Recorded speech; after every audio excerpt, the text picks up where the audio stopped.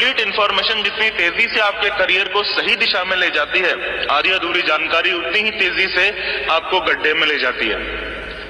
Network marketing actual में वो train है जो कि गरीबपुर से अमीरपुर जाती है और पिछले कई दशकों से लगातार जा रही है। लाखों लोगों को आज तक उनकी मंजिल पे पहुंचा भी चुकी है।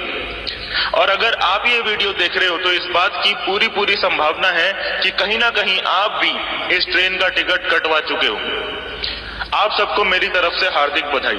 लेकिन असली जश्न का मौका तो तब बनेगा जब आप अपनी मंजिल पे यानी अमीरपुर पहुंच जाएंगे।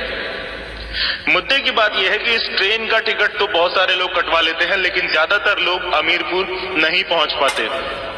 जब ये ट्रेन गरीबपुर से चलती है तब तो इस ट्रेन में इतनी ज्यादा भीड़ होती है कि पांव रखने तक की जगह मिलना भी मुश्किल हो जाता है। भीड़ की भीड़ घुसती चली जाती है नेटवर्क मार्केटिंग की ट्रेन में। लेकिन अमीरपुर पहुंचते पहुंचते इस ट्रेन में इतनी जगह बन जाती है कि अंत तक इसमें टिके रहने वाले यात्री आराम से सोते सोते अमीरपुर पहुंच जाते हैं। प्रश्न ये उठता है कि वो भीड़ कहां चली जाती है? उन 95% लोगों को जमीन खा जाती है या आसमान निकल जाता है? मैं आपको बताता हूं कि एक्चुअल में होता क्या है। गरीबपुर से अमीरपुर जाने का टिकट खरीदने के बावजूद भी लगभग 25% लोग तो ऐसे होते हैं जो कभी ट्रेन में चढ़े ही नहीं। यानी कि जिन्होंने नेटवर्क मार्केटिंग बिजनेस ज्वाइन करने के बावजूद भी कभी सीरियसली काम स्टार्ट किया ही नहीं। उन लोगों का मानना होता है कि मैंने ट्रेन का टिकट खरीद लिया है तो ट्रेन मेरे बाप की हो गई और ट्रेन का ड्राइवर मेरा खानदानी नौकर हो गया। अब तो ये ट्रेन मेरे हिसाब से चलेगी और मैं ट्रेन में तभी चढ़ूंगा जब ये मेरे घर के दरवाजे पे आके खड़ी हो जाएगी। ऐसा कहीं होता है क्या? अगर कोई ट्रेन का टिकट खरीदने के बाद ऐसा सोचता है कि मैं तो ट्रेन में तभी चढ़ूंगा जब ये मेरे घर के दरवाजे पे आके खड़ी हो जाएगी, तो ऐसे व्यक्ति को आप क्या कहेंगे? बताने की जरूरत नहीं है, सभी जानते हैं। लेकिन फिर भी बहुत से लोग नेटवर्क मार्केटिंग बिजनेस में यही गलती करते हैं, कभी घर से निकलते ही नहीं। अब जो लोग जैसे तैसे करके इस ट्रेन में चढ़ भी जाते हैं, यानी काम करना शुरू कर भी देते हैं, उनमें से भी बहुत सारे लोग ऐसे होते हैं जो ट्रेन पकड़ने की इतनी जल्दी में थे कि हड़बड़ाहट में गलत ट्रेन में चढ़ जाते हैं। यानी कि नेटवर्क मार्केटिंग के नाम पे कुछ भी करने लग जाते हैं मार्केट में। तरह तरह की ऊल जुलूल कंपनियों के झांसे में आके अमीरपुर जाने वाली ट्रेन की जगह फकीरपुर जाने वाली ट्रेन में चढ़ जाते हैं। खुद तो गलत ट्रेन में चढ़ी गए होते हैं, दूसरों को भी हाथ पकड़ के उस गलत ट्रेन में चढ़ा देते हैं और आखिर में हाथ में रह जाते हैं वही ढाक के 3 पात। इनकी गलती ये नहीं है कि ये लोग गलत ट्रेन में चढ़ गए, बल्कि इनकी गलती ये है कि सही ट्रेन कौन सी है इन्होंने इसकी प्रॉपर जानकारी नहीं ली। अगर आपको ये पता है कि सही ट्रेन कौन सी है तो चाहे गलत ट्रेनें 50 खड़ी हों, आप उनमें नहीं चढ़ोगे। और अगर आपको पता ही नहीं है कि सही ट्रेन कौन सी है तो आपको सभी ट्रेन सही लगेंगी और जो आपको सामने सबसे पहले दिखाई देगी आप उसी में चढ़ जाओगे। और ऐसा ही आज की डेट में हो रहा है हजारों लोगों के साथ। सही ट्रेनों की संख्या है लगभग 50 तो गलत ट्रेनों की संख्या है 5000। ऐसे में जरूरी है कि आपके पास डायरेक्ट सेलिंग या नेटवर्क मार्केटिंग इंडस्ट्री को लेकर जो गवर्नमेंट के द्वारा गाइडलाइंस दी गई हैं, उन गाइडलाइंस की पूरी जानकारी आपके पास हो ताकि आप रियल और फेक नेटवर्क मार्केटिंग कंपनीज में अंतर आसानी से समझ पाएं। वैसे तो इन गाइडलाइंस के बारे में आपको गूगल पे पूरी जानकारी मिल जाएगी, फिर भी यदि आप लोग गाइडलाइंस के ऊपर एक डिटेल्ड वीडियो चाहते हैं तो नीचे कमेंट बॉक्स में जी टाइप कर दो जल्दी से, ताकि मुझे भी पता चल सके कि आपको एक्चुअल में इस टॉपिक पे वीडियो चाहिए। आपको आज की मार्केट सिचुएशन के बारे में जानकर आश्चर्य होगा कि मार्केट में आज की डेट में जितने भी नेटवर्कर्स काम कर रहे हैं और अपना जीवन बदलने के लिए दिन रात कड़ी मेहनत कर रहे हैं, उनमें से लगभग 70% लोग गलत ट्रेन में चढ़े हुए हैं। मात्र 30% ही सही ट्रेनें पकड़कर आगे बढ़ रहे हैं। पर इससे भी बड़ी और गंभीर समझने लायक बात यह है कि इनमें से भी बहुत सारे लोग, इन 30% में से भी बहुत सारे लोग सही ट्रेन में चढ़ने के बावजूद भी अमीरपुर नहीं पहुंच पाते हैं। इसका कारण यह है कि गरीबपुर से अमीरपुर जाने वाली ट्रेन कई जगहों पे यानी कई स्टेशंस पे रुक के अमीरपुर जाती है। और ये सभी लोग इनमें से ही किसी ना किसी स्टेशन पे ट्रेन से उतर जाते हैं। इसीलिए ये लोग कभी भी अमीरपुर नहीं पहुंच पाते। वैसे तो छोटे मोटे सैकड़ों स्टेशन हैं जो गरीबपुर से अमीरपुर के बीच में आते हैं, पर इनमें से 5 ऐसे बड़े स्टेशन हैं जहां पे सबसे ज्यादा लोग इस ट्रेन से उतर जाते हैं और कभी अमीरपुर नहीं पहुंच पाते। सबसे पहला स्टेशन आता है भयनगर। जिनके मन में भय होता है किसी भी प्रकार का, वो सारे लोग इस स्टेशन पे ही उतर जाते हैं। असफलता का भय, ठुकराए जाने का भय, कंपनी बंद हो जाने का भय, नौकरी छूट जाने का भय, परिवार वालों और करीबियों के विरोध का भय और इसी प्रकार के ना जाने कितने भय हम अपने मन में पाले रहते हैं। ये भय आपकी सफलता का सबसे बड़ा दुश्मन होता है और आपके असली व्यक्तित्व को खुल के लोगों के सामने आने नहीं देता। एक बार आप इस स्टेशन से आगे निकल जाते हैं और अमीरपुर जाने वाली ट्रेन से उतरते नहीं हैं, तो अगला जो स्टेशन आता है जहां पे अधिकतर लोग ट्रेन से उतर जाते हैं वो है संदेहपुरी। संदेह यानी डाउट या शक ऐसी बीमारी है जिसका इस दुनिया में कोई इलाज नहीं है। संदेह सीधा आपकी बुद्धि पर अटैक करता है और आपकी सोचने, समझने और डिसीजन लेने की क्षमता को खत्म कर देता है। डाउट कभी भी आ सकता है, डाउट किसी पे भी हो सकता है, कंपनी पे, प्रोडक्ट्स पे, सिस्टम पे, अपलाइन पे, किसी पे भी। इस डाउट को सिर्फ एक ही तरीके से रोका जा सकता है और वो तरीका है विश्वास करना। विश्वास करना अपनी कंपनी पे, विश्वास करना अपने प्रोडक्ट्स पे, विश्वास करना अपने सिस्टम पे और अपलाइंस पे। अगर आप में विश्वास है तो आप संदेहपुरी स्टेशन से भी बच जाएंगे और आगे निकल जाएंगे। एक बार आप इस स्टेशन से आगे निकल जाते हैं और अमीरपुर जाने वाली ट्रेन से उतरते नहीं हैं, तो अगला स्टेशन यानी तीसरा बड़ा स्टेशन जहां पे अधिकतर लोग ट्रेन से उतर जाते हैं वो है सलाहपुर। जी हाँ, आपने भय पे जीत हासिल कर ली, आपने संदेह पे जीत हासिल कर ली। अब आपको उन लोगों से बचना है जो आपको फालतू सलाह देकर आपके रास्ते से भटकाने की कोशिश करते हैं। याद रखना, हर सलाह देने वाला व्यक्ति आपका भला चाहने वाला हो ऐसा जरूरी नहीं है, और हर भला चाहने वाला व्यक्ति आपको सही सलाह दे रहा हो ऐसा भी जरूरी नहीं है। इसीलिए ये सलाहपुर स्टेशन सबसे खतरनाक स्टेशनों में से एक है। अगर आपने सही सलाह को छोड़ दिया और गलत सलाह को मान लिया तो आपका सफर वहीं खत्म हो जाएगा।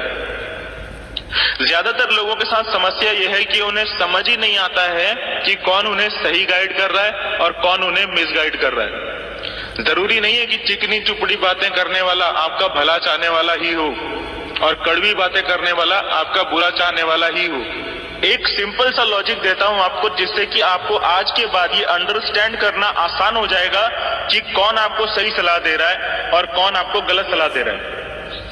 हर वो व्यक्ति जो नेटवर्क मार्केटिंग बिजनेस में एक्सपर्ट है और आप जहां भी, जिस भी कंपनी में, जिस भी पोजीशन में हो, आपकी ग्रोथ से अगर उस व्यक्ति को इनकम हो रही है, आपकी टीम बढ़ने से अगर उसका बिजनेस भी बढ़ रहा है, तो समझ लो कि वो आपको सही सलाह दे रहा है।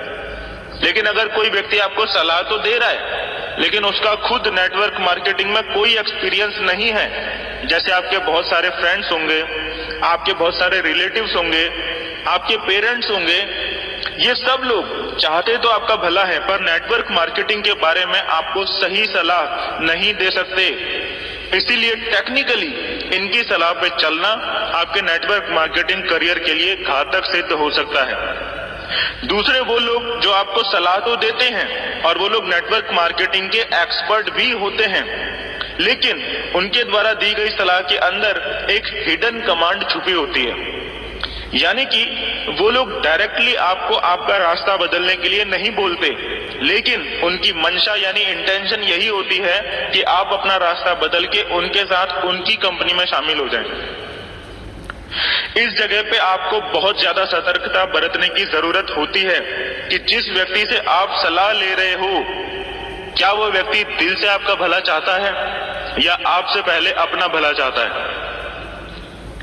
सबसे ज्यादा वो लोग इस सलाहपुर स्टेशन पे उतर जाते हैं जो नेटवर्क मार्केटिंग में बिगिनर्स लेवल पे होते हैं। इसीलिए सावधान रहें, सलाहपुर में कहीं अपनी ट्रेन से उतर मत जाना किसी की सलाह मानकर।